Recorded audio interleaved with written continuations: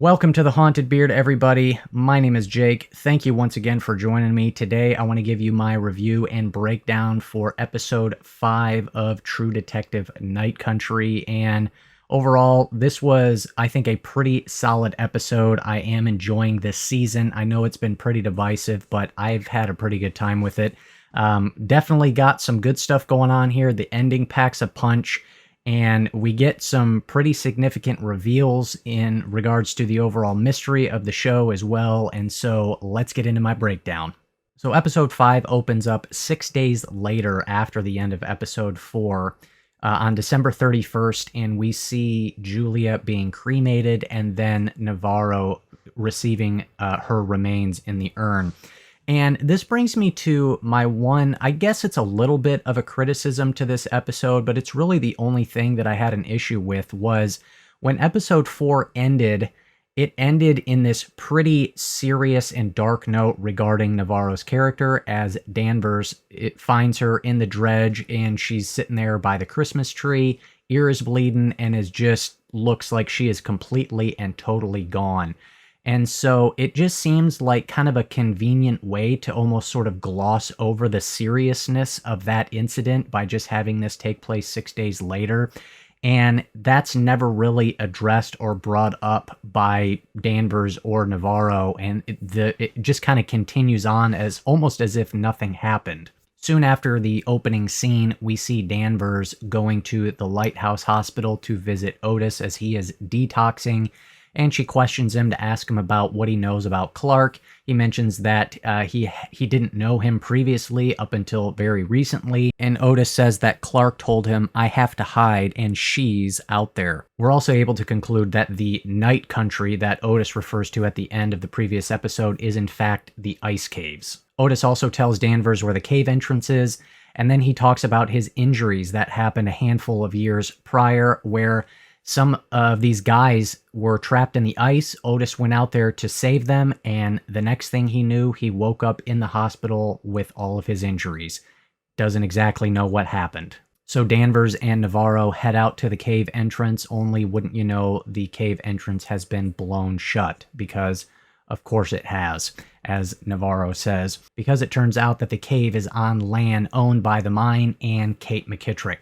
Danvers ends up meeting with Kate McKittrick and her boss Connolly and discusses the conflict of interest that she finds out from Pete, which I'll get into some further details regarding in just a moment. McKittrick says that she'll look into it, but Connolly tells Danvers that Anchorage has reported back regarding the deaths of the Tsalal scientists, and it has been ruled a freak weather accident, that they just simply froze to death and that the case is now closed. Of course, Danvers doesn't like it, but then Connolly mentions the Wheeler incident, and somehow, some way, Connolly found out what happened in the Wheeler incident. So let's talk about some of the big reveals that we get in episode 5. After Pete does some further digging and investigation, he finds out that the Tuttle Corporation owns the mine. And in addition to that, the mine has been funding the Tsalal station. This in turn causes Danvers to speculate that since the mine is bankrolling Tsalal, they could be making them put out the bogus pollution numbers, which in turn keeps the mine operating and continually poisons the town. We also get some information regarding the spiral symbol, as Kavik is the one who ended up having the stone from the previous episode, which is why Navarro says that she forgot it. Kavik goes out and finds somebody who knows what the spirals are all about, and it turns out that they are a warning used by hunters to warn other hunters that they are approaching an area with thin ice. This makes some sense, but I feel like there is perhaps maybe a little bit more to the spiral than just a sort of warning symbol.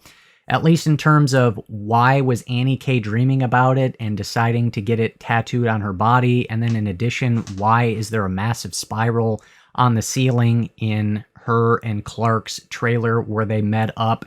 It just seems that this spiral symbol has a sort of bigger or larger significance than just the sort of warning that is being used for. The next big reveal is that Pete uncovers the secret to the Wheeler case, and he finally confronts Danvers with the information.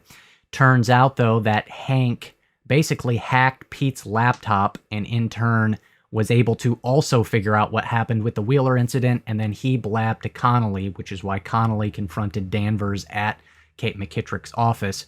Now, Pete confronts Danvers about it, asks her some questions, is able to figure out that they doctored the photos, and then he knows that either Danvers or Navarro ended up shooting Wheeler. We don't exactly know which one of them did it, but given her deteriorating mental state and having seen a pretty freaky ghost right there, my money's on Navarro as the one who killed Wheeler. And then the final reveal involves Hank, as he has this secret meeting with Kate McKittrick, and turns out Hank is in cahoots with McKittrick as she asks him to track down Otis Heiss and make sure he doesn't talk. And it seems that obviously Kate has something on Hank in order to be able to blackmail him in this way. Now, let's talk about the finale, because the finale of this episode I thought was pretty great as everything finally collides together. So what ends up happening is Danvers goes to get Otis. She brings him his heroin so that he can get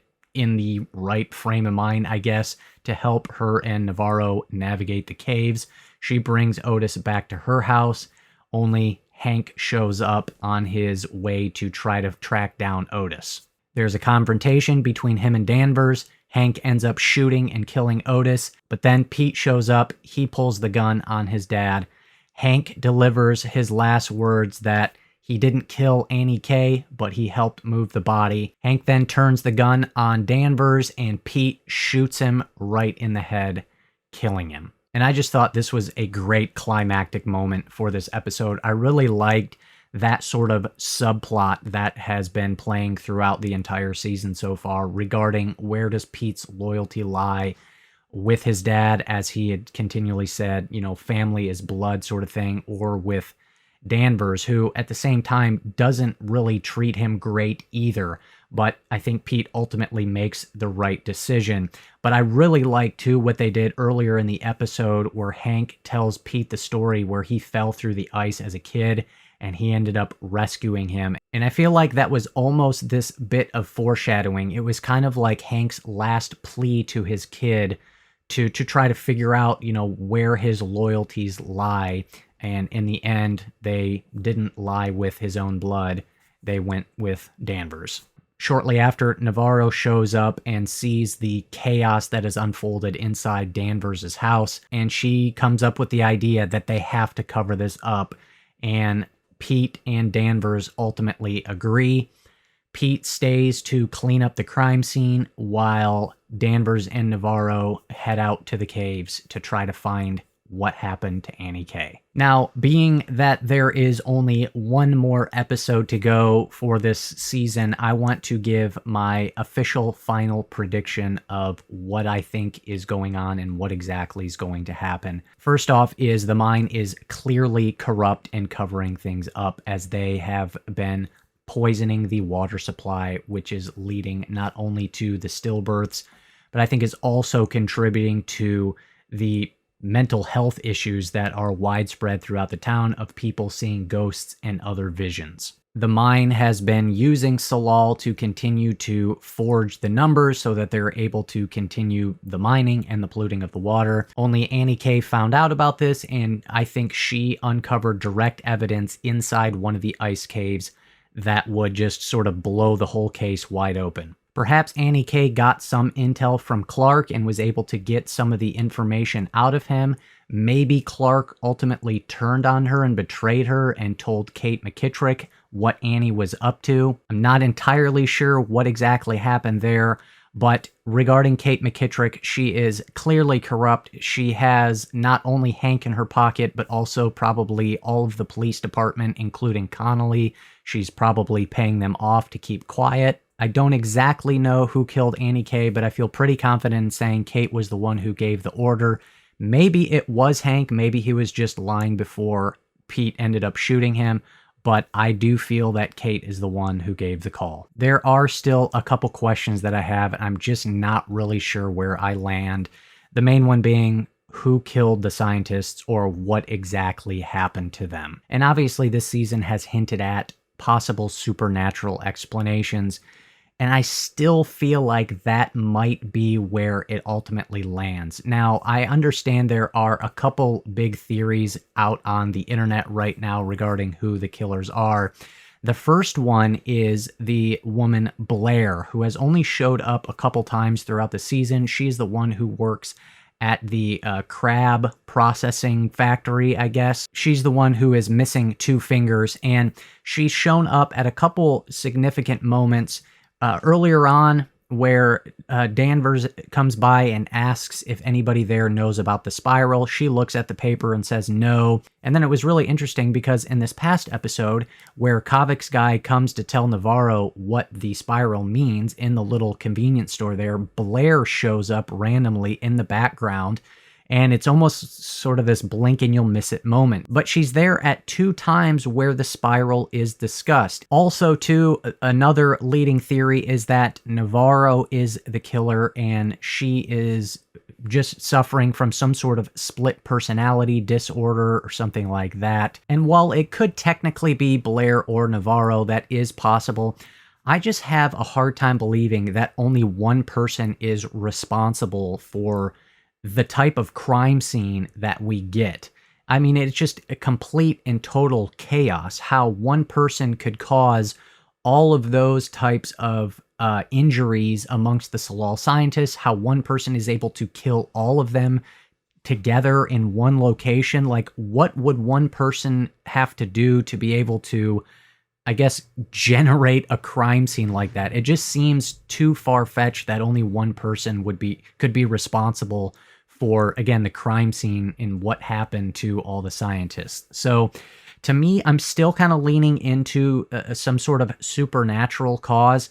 Again, there's still the stuff with the power surges that seems kind of bizarre, and I don't really know what exactly is going on there. And if it's not supernatural, I think it is much more likely that the scientist unleashed some sort of biological organism from the ice that maybe infected them and caused them to kind of go crazy, and they all went out into the snow and then it ultimately killed them or something. I don't entirely know.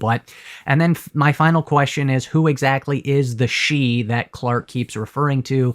Is it just simply the ghostly visions that he's seeing, and he's seeing Annie perhaps? Or is the she the sort of the thing that they awoke out of the ice? I'm still not entirely sure where I come down on those questions, but I'm definitely looking forward to the finale to see how they wrap this thing all up. Please hit me up down below, though. Let me know your thoughts, your predictions, your theories, how this whole thing's going to wrap up. Who do you think killed Annie K? What do you think happened to the scientists? All that stuff. Would love to hear from you. So, once again, thank you so much for watching. I greatly appreciate it. If you got something out of this, please consider hitting that subscribe button. I would also greatly appreciate it. And that's all I got for you. And I'll see you next time on The Haunted Beard.